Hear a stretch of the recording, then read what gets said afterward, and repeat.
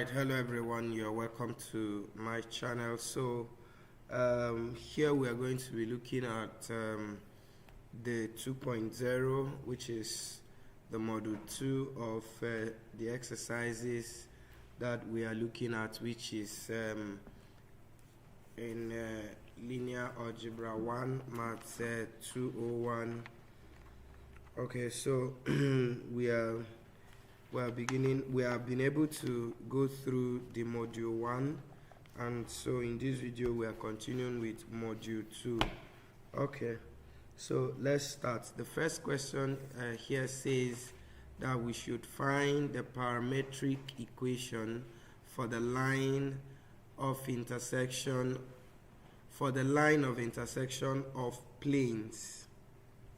Okay, so and they gave us two planes, which are 5x minus 7y plus 2z equal to 0, and then y equal to 0. So what are you expected to do there?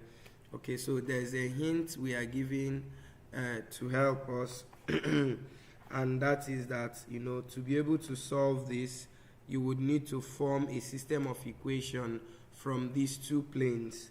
And so what the system is going to look like is something of this nature.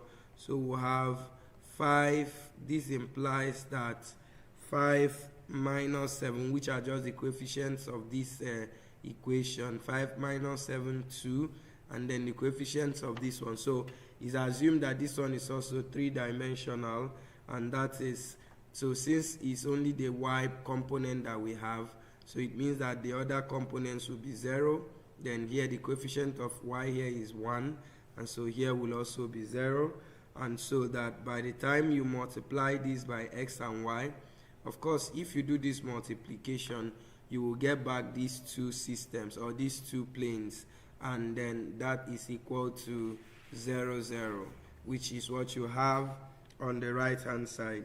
Alright, so now remember what they are asking us is to get the parametric equations, which will be equations in x, y, and z. Okay, so in other words, we're actually solving for the three of them. Sorry, this is supposed to be x, y, z, which is what we are solving for. Okay, so let me bring in, okay, yeah, x, y, z. I think this is better. All right, so what is that going to be? All we need to do is of course it's already in a reduced form, so because you can clearly see this is actually already triangular, so we can try to start solving already from where we are to be able to finish up. So what do? You can see here now that okay, from what I have at this point, this is assumed to be the value that you've got after your reduction, and of course if you do that multiplication, it will lead you back to equation 1, which has, sorry, to the second plane, which has already given you that y is equal to 0.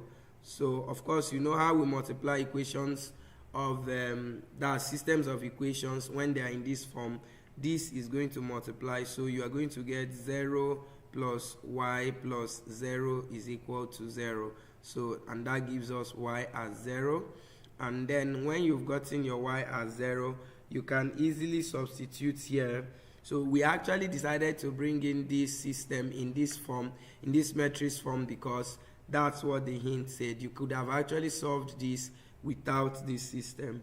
Alright, so because that's also what we are doing now, we are substituting your y as 0 here, and when you do that, you are going to have 5x, of course y0, that we go, and then you now get plus 2z is equal to 0. Okay, so to make it parametric now, then we will let our the free variable to be variable t, and the free variable here is z, so we give it a name, call it t. So if our z is t, what that means is that we will have that our 5x plus 2t will be equal to 0, and that's going to give us that x alone will be equal to minus 2t all over 5. And you are done. So we have gotten all the parametric equations. The first is x is equal to minus 2t over 5, comma y is equal to 0, and then lastly z is equal to t. Okay, so and all of these are in terms of t. Okay, and that is the solution for problem 1a in this module. Okay, so we go over to question 1b. So here it says, by inspection find the value of x. Okay, so you can look at this as the approach of looking for eigenvalues of a given set of vectors. All right, so from here, once we get to this point, all we need to do is pick the diagonal values and equate them to 0. So that means, and that's why they are saying by inspection, because this is going to be x equal to 0, comma, then I'll pick x plus 1, equate it to 0, and that's going to give me x equal to minus 1.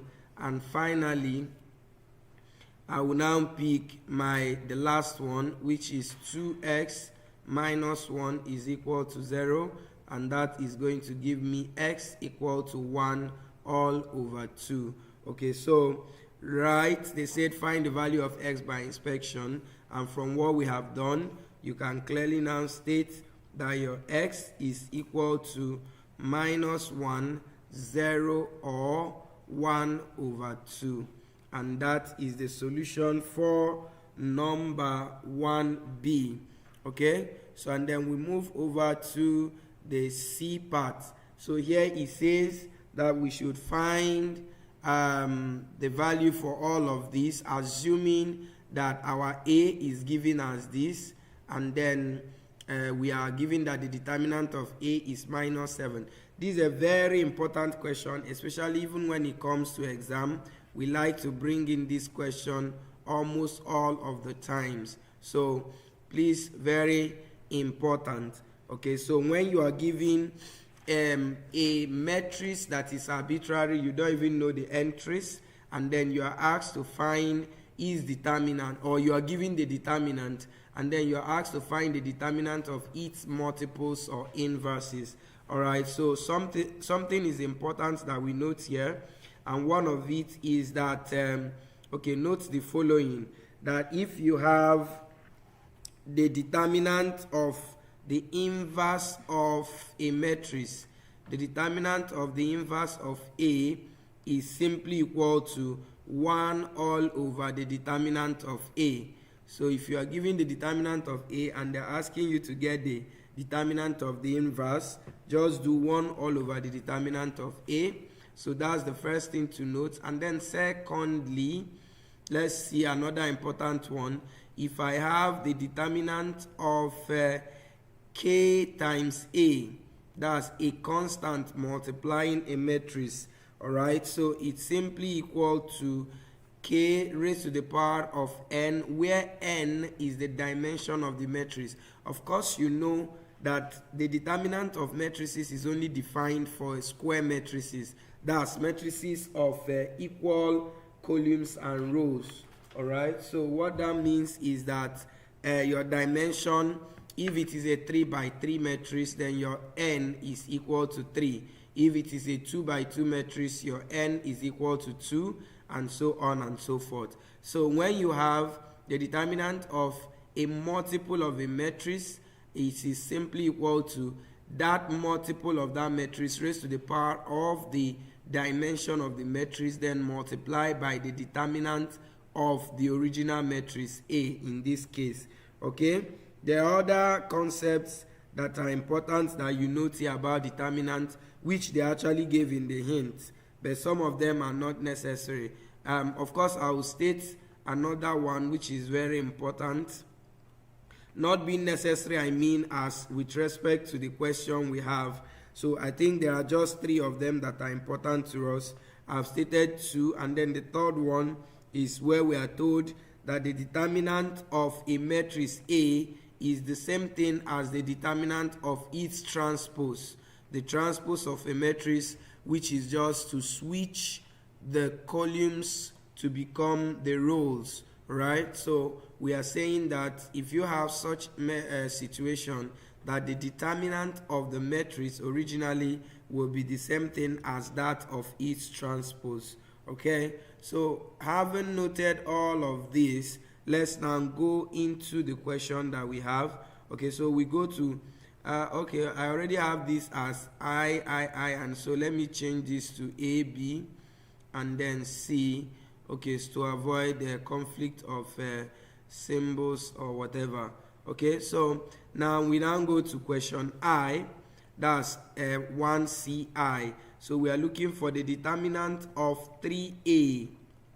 Okay, so by the formula I gave here, this is going to be equal to 3 raised to the power of the dimension of A, and from this matrix the dimension of A is 3 because it's a 3 by 3 matrix, and then you are multiplying it by the determinant of A alone.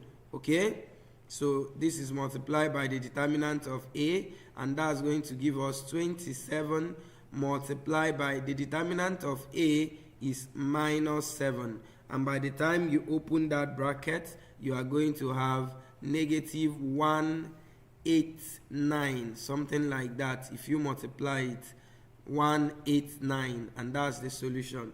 Like I said earlier, this is another very vital concept when it comes to Maths 201. Okay, so let's look at the second one. The second one, we are told to find the determinant of A inverse. So we'll try to see that these solutions will enter here. So determinant of A inverse is going to be equal to, like we said, 1 all over the determinant of A. And we are given the determinant of A as minus 7. So you have that your answer is minus 1 over 7. You know, I can write it this way, minus 1 all over 7. And that's your solution. Okay, and then for number 3, okay, you are going to have, you are asked to get the determinant of 2A inverse. Okay, permit me to shift this a little bit. Is that going to work?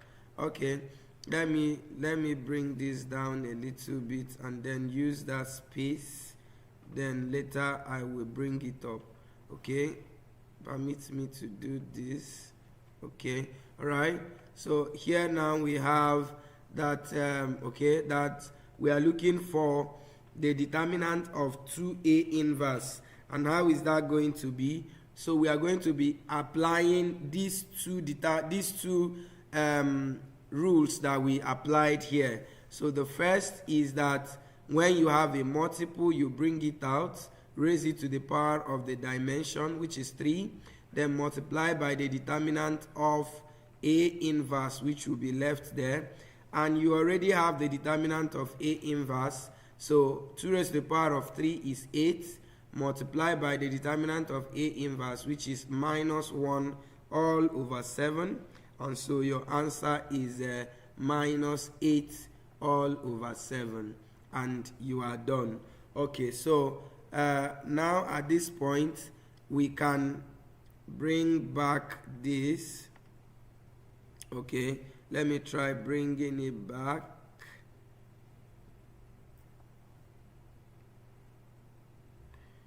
Okay, so I wanted to bring back this particular number 4, at least shift it up a little bit.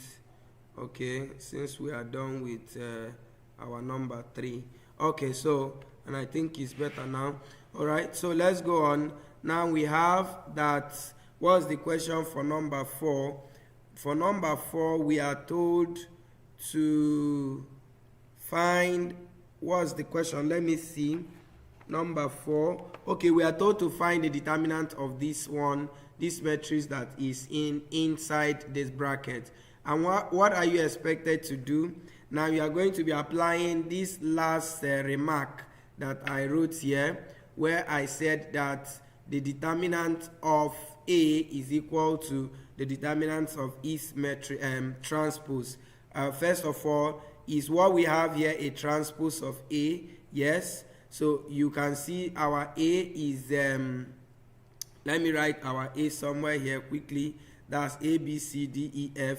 So this is our A, B, C, D, E, F, then G, H, I.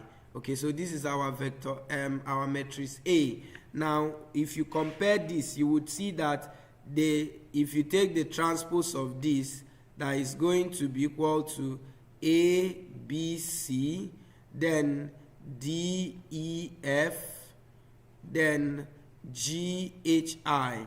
Okay, so but what happened is that after taking the transpose, the column 3 was now made column 2. You can see it here. And the column 2 became column 3.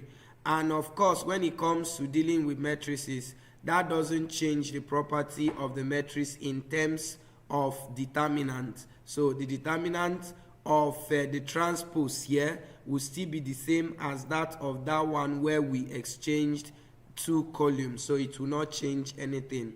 So in other words, this is just equal to the determinant of A transpose. Okay? And what is the determinant of A transpose? We said that the determinant of a matrix is equal to that of its transpose. And this is equal to -7, which was what was given to us as the determinant of A. And we are done with question 1. All right, this being the last question for 1. Okay, so let's move over to number 2. Okay, so in question 2, we began with this first one where it says, for which values of k does A fail to be invertible, where your A is equal to this? Okay, so what will be the value of k that will make this matrix invertible? Another way you can see this question is that we can remove this invertibility there and put a singular. Okay, so another word for invertible matrix is, non-invertible matrix is a singular matrix. That's a matrix whose determinant is 0. Okay, once the determinant of a matrix is 0, then it is actually a singular matrix or a matrix without an inverse, because by definition, the inverse of a matrix is always the reciprocal of its magnitude. Then that's if it's a 2 by 2, then multiply by the adjunct of that matrix. Okay, so now what it means is that the determinant of this matrix, if it becomes 0, whenever you have 0 dividing anything, you know it's undefined. Okay, so and that's why it is going to be a non-invertible, because it's going to lead you to an undefined value. So what do we do here? It means that this determinant is going to be equal to 0. That's so the determinant of solution. So for this to be non-invertible, it means that the determinant of A must be equal to 0. And what is the determinant of A? This times this, which is k minus 3 multiplied by k minus 2, then minus this times this, which is 4. All right, and that is going to be equal to 0. So if we solve this equation and get a value for k, that is the value that we are looking for. And of course, if we expand this, we are going to have k squared minus 5k plus 6 minus 4 equal to 0, which is going to be k squared minus 5k then plus 2, and that's equal to 0. So is it factorizable? Can we get two numbers that we add to get minus 5 and we subtract to get 2, and we multiply to get 2? You will discover that that is not possible. So we can go ahead and make use of formula method, which is minus b plus or minus the square root of b squared minus 4ac all over 2a. Okay, and that is going to give us, what is our b there? Our b is minus 5, that's this. So if you multiply by minus, you will get plus 5. Then plus or minus 5 squared is 25. Then minus 4 times 1 times c, which is 2. Okay? And that is all over 2 times 1. Okay? And then we can now go ahead and simplify. So we are going to have that we will have 5 plus or minus square root of, if you simplify this, that's 25 minus 8, which is going to give us square root of 17 all over 2. Okay? Therefore, remember this is your k, and of course, there will be no time to be taking this square root, where you can as well do that. So it means that our k is equal to 5 plus the square root of 17 over 2, or 5 minus the square root of 17 all over 2. Okay, so and that is that for number 2a. Okay, so we are going to look at number 3 now, and number 2b. Okay, number 2b is already here. It says that we should that we are given that A is a matrix which is 3, 1, 2, 1, and we are told to find P of A, assuming that P of X is this. So this is just normal substitution. We are given that P of X is 2x squared minus x plus 1. Okay, so to get P of A means we substitute A as x, and that's going to be 2 into the matrix 3, 1, 2, 1, all raised to power 2, which means this will multiply itself again, and that will be 2, 1. Okay, now minus our A again, which is 3, 1, 2, 1, then plus 1. Now when it comes to matrices, 1 stands for the identity matrix, which is 1, 0, 0, 1 for a 2 by 2 matrix. Okay, and in the same way, if I have something like 2 under matrices, if it's a 2 by 2 matrix, it's simply equal to 2, 0, 0, 2, or any other constant at all, right? So please take note of that.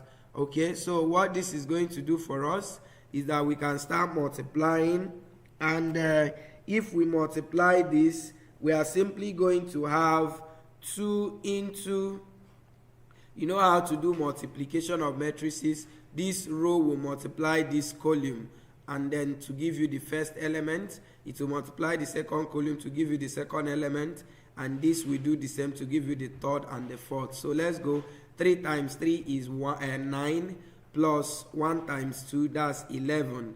Then we go to the second column. 3 times 1 is 3, 1 times 1 is 1, so 3 plus 1 is 4. Okay, if you do the same for this second row and then this other one, you are going to get 6 plus 2, which is 8, and here you get 2 plus 1, which is 3. And so this is minus, so here we can now bring down this one, 3, 1, 2, 1, plus 1, 0, 0, 1. Okay, so and then what do you do? So you will now try to simplify by opening your brackets where necessary. So if we open that bracket, we are going to have that this will be 22. That's 2 will multiply this bracket. Here will be 8. Here will be 16, and here will be 6, minus 3, 2, 1, 1, plus 1, 0, 0, 1. So finally, you can actually do this particular addition and subtraction at once. So of course, you are doing it component wise. So 22 minus 3 is 19, plus 1 is 20. 8 minus 1 is 7, plus 0 is 7. 16 minus 2 is 14, plus 0 is still 14. And 6 minus 1 is 5, plus 1 is still 6. And this is the solution that you are looking for, and it's a good place to stop. Okay, so and as it is, I'm going to take a short break, and then we will be back from where we stopped.